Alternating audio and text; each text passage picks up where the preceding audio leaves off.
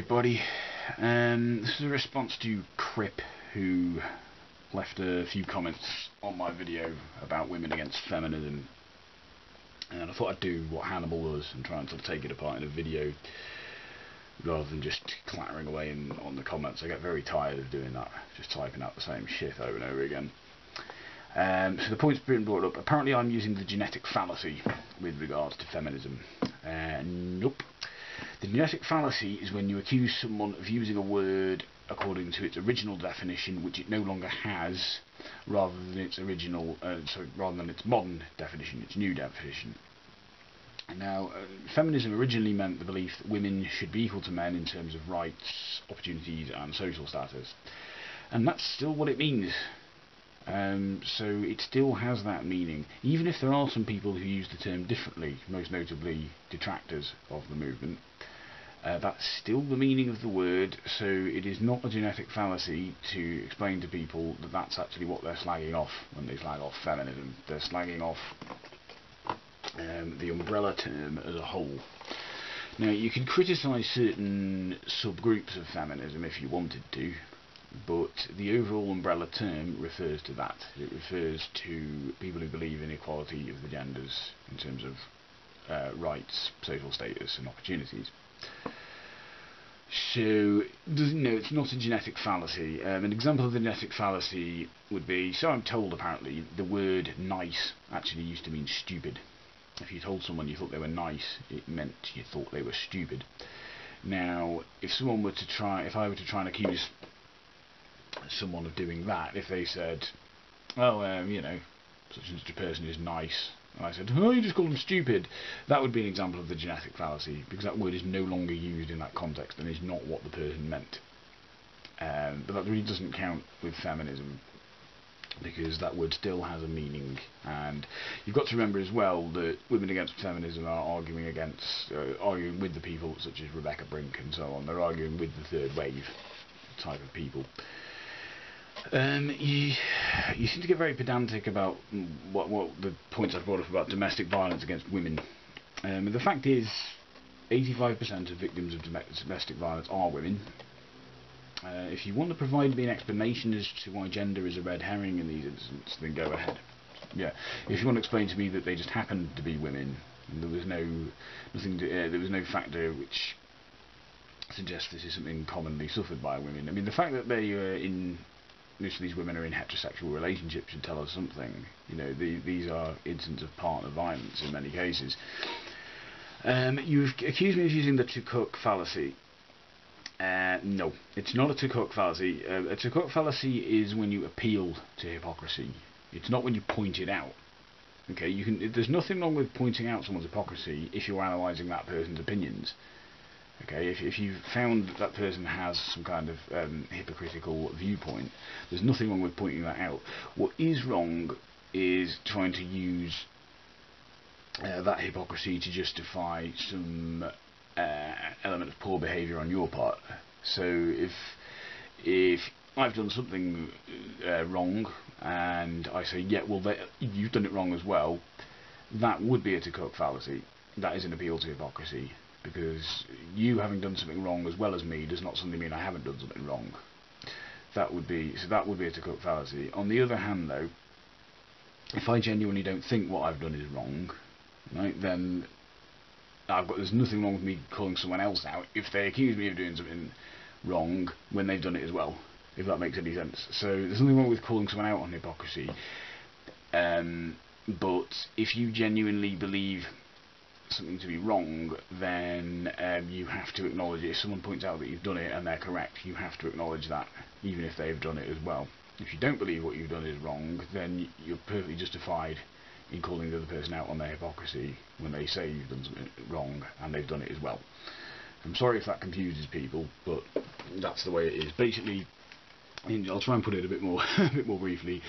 To use a To Krip fallacy, you have to believe the thing you're being accused of is wrong.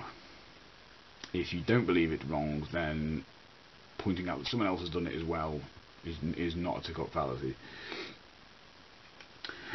I was going to say as well, now TJ in terms of hypocrisy, he needs to explain why it's okay for him to make jokes about being violent towards women, but women can't make jokes about being violent towards men.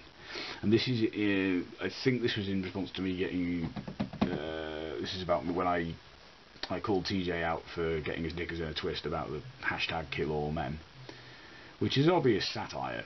It's an obvious joke. He is really wound up about this. He says it's offensive and so on. But then here's him making all these rape jokes and rape threats and rape apologetics. You know, he does all of that, and he keeps saying, "Hey, come on, it's just a joke. Come on, it's just a joke." And my point here is, well, if it's okay for TJ to joke about violent acts towards women, why can't women joke about that towards men? And the difference as well between them is, the hashtag kill all men is an obvious satire of a silly stereotype of feminists. That's what it's satirising. So that's the whole point. It's a bit like when atheists talk about eating babies. They're satirising this silly caricature of them that says they don't have any morals. Whereas TJ is threatening women with rape and stuff, that's not satirising anything. It's only a joke because he thinks threatening people with rape is hilarious, or he thinks it's hilarious to bring up traumatic experience of rape victims and use it as a weapon against them. So it's not really a joke in any meaningful sense other than his subjective view. It's not like he's satirising anything or making any kind of point. So the two things really aren't equivalent, and they're not equivalent in a way that's damaging to his position rather than to mine. So that's the hypocrisy I'm calling out there. I'm fairly neutral about the hashtag kill all men. I don't care about it. Okay, I can recognise satire when I see it. I understand you have to take satire in a certain context. The hashtag kill all men would not be funny if women going out killing men because they were men was a common occurrence. That would not be very funny. But because it isn't, but MRAs and other anti-feminists like to imply that it is, that's why we see these things like kill all men, and we see these coffee mugs with male tears written on them. It's a joke. It's a caricature. It's taking the piss out of a caricature. It's playing into a caricature just to show how silly it is. You said here, apparently I don't explain how TJ is a hypocrite. Well, yeah, I do. I say, I've written it down here. I say he's a white, cisgendered, heterosexual male who continually and shamelessly asks his subscribers for money. This was my response to him calling feminists who think more women should be engineers are spoilt brats. So he basically thinks if women want to be engineers, they're spoilt brats who should accept their lot and be thankful that they've been given any rights, you know, and not ask for actual equal rights. The fact that they've been given any rights apparently is a huge act of generosity on behalf of men. So yeah, I obviously don't agree with that. Complete nonsense. And that's the point I'm making. I said that he has no business calling other people spoilt brats when he continually thinks other people should pay for his living. Just because he exists, he thinks people owe him money. And it was a while back, a couple of years ago, TJ's computer stopped working, and he actually started accepting donations to get a new computer. Heaven forbid he might just buy a new fucking computer himself. You know, he might stop splurging all his money on stupid shit like drink and drugs and might actually buy himself a computer. And a while ago, I mean, he was begging for money to pay his power bill because he couldn't pay his power bill. He even says in that video the reason that he can't pay his power bill is because he's wasted his money on investing in a couple of classic cars. You know, these are all frivolities. You know, frivolities are what you indulge in after you've covered your cost of living. Anyone with half a brain knows that. So yeah, for TJ to call other people spoilt brats is just appallingly hypocritical when you look at the way he behaves, because someone's asking for equal rights and equal opportunities, apparently they're a spoilt brat, but him asking for stuff that he doesn't deserve, that no one owes him at all, and he only gets because his fans are stupid, that is the definition of a spoilt brat. So, moving on, yeah, apparently I'm hypocritical because I don't call out radical feminists, even though I did an entire video criticising TERFs and did an 8-hour-long hangout on Extremely Boring's channel criticising radfem blogs. But I do call out what are supposedly termed radical MRAs, but ignore the moderates. Well, yeah, as I've said, I I've done an 8-hour hangout on Extremely Boring's channel where I did call out various extremist feminists, radical feminists, or female supremacists, or whatever. And yes, I did do a video criticising TERFs a while ago, so that point isn't relevant. As for MRAs, they are radical and extremist as standard, not as exception. That's the difference with feminism. Feminism, the absolute hub of feminism, tends to be very reasonable. Any kind of ridiculous radfem, sort of extremists, female supremacist types exist at the very fringes of the feminist movement, and that's being generous in itself. Really, they exist outside those fringes. They are not really under the umbrella of feminism. The same can't be said of MRAs. The sort of radical extremist MRAs, they're the people running the show. They're the people at the hub of their movement, and really it tends to be the standard. I mean, if there are any reasonable MRAs out there, they're probably not going to be MRAs for very long, because as they get more and more into this movement, they're going to start realising that they're part of a hate group. I mean, I find it astonishing that any reasonable, moderate person would ever follow someone like Paul Elam. You know, Paul Elam, who has said he thinks women are begging to be raped. He's on record as having said that. He also declared October should be Bash a Violent Bitch Month. You know, he seems to revel in the fantasy of beating up women.